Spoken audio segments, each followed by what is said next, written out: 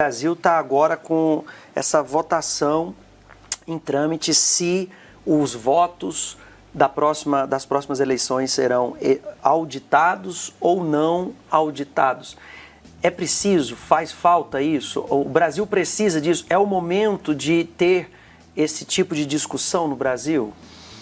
Olha, Valber, esse tipo de discussão, ele é recorrente, na verdade. Nós, quando eu digo nós, o Brasil, discutiu esse assunto em 2015, aprovou uma lei em 2015, a então presidente da República, Dilma Rousseff, vetou essa lei e o Congresso derrubou o veto dela. Portanto, a lei entrou em vigor, que permitia a impressão do voto, porque a forma de auditar o voto vai ser através da impressão. A pessoa, depois eu posso explicar mais detalhadamente. E a presidente, então, vetou, o Congresso derrubou o veto, e quando o Congresso derruba o veto, a lei entra em vigor. Mas o Procurador-Geral da República, da época, entrou com uma ação direta de inconstitucionalidade e o Supremo Tribunal Federal derrubou essa lei dizendo que ela era inconstitucional. Mesmo assim, o Congresso voltou a discutir o assunto através de uma proposta de emenda à Constituição, porque aí fica mais difícil do presidente vetar. Aliás, o presidente não tem como vetar a emenda à Constituição. O Supremo também tem mais dificuldade de dizer que uma emenda à Constituição é inconstitucional. Até fazem, mas isso é muito raro. E essa medida foi aprovada na Câmara dos Deputados, mas não avançou no Senado Federal.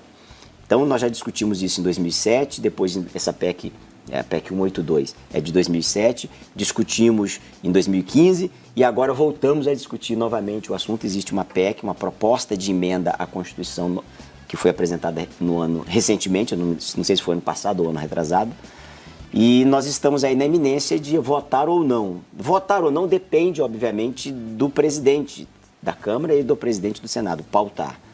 Mas fato é que há uma reclamação das pessoas, há uma reclamação de uma parcela significativa da sociedade que tem desconforto com a urna eletrônica.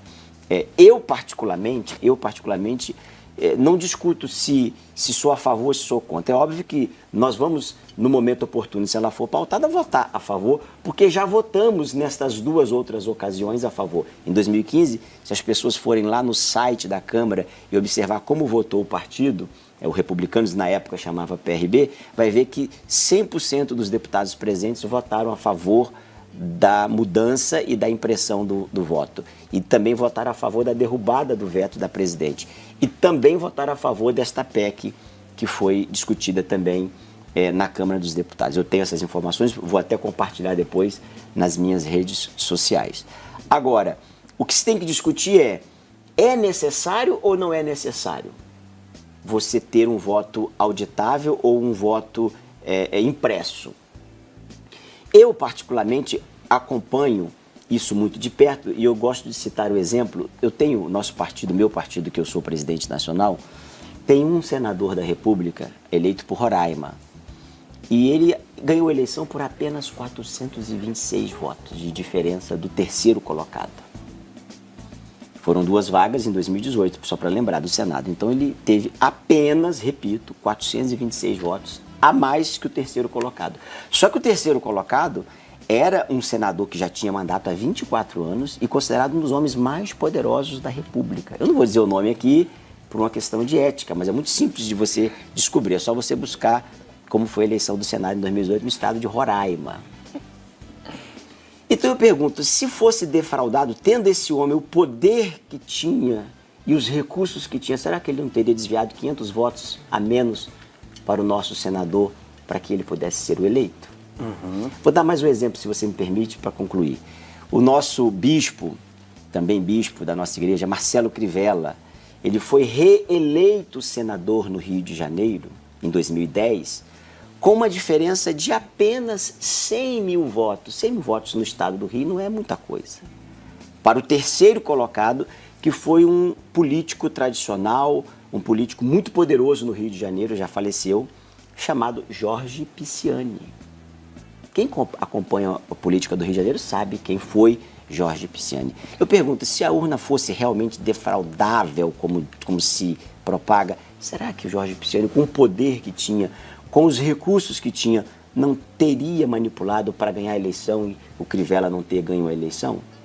Agora, se existe uma dúvida, e ela existe na população, então que tenha-se mais transparência. É melhor ter mais transparência, é melhor ter mais provas, é melhor ter mais ferramentas do que permanecer a dúvida. Saiu muita notícia há 15 dias atrás, aproximadamente, e até hoje eu sou cobrado nas redes sociais sobre esse posicionamento, porque eu participei de uma reunião com mais 10 presidentes de partido, foram 11 presidentes de partidos.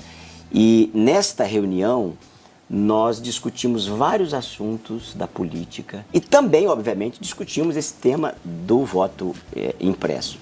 E a imprensa só repercutiu a questão do voto impresso.